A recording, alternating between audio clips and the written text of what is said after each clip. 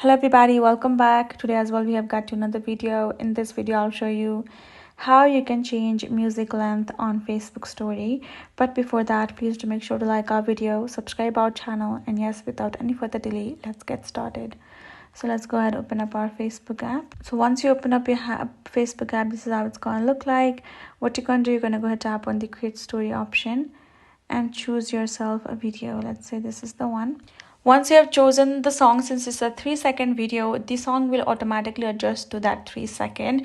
If it's longer than 3-second video, and let's say this song is for a 1 minute 30-second and my video is for 1 minute, then the song will adjust that length automatically in the Facebook story settings.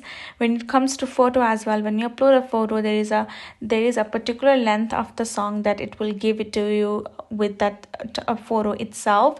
But when it comes to video, when you upload a video, and if the song's length and the video's length match, then it will automatically adjust. So whatever length of your video is, however long your video is, when you upload and when you add a song with it, it will automatically match the length. So that's how it works. So hope this video helped. Thank you so much for watching. I'll see you guys in our next video.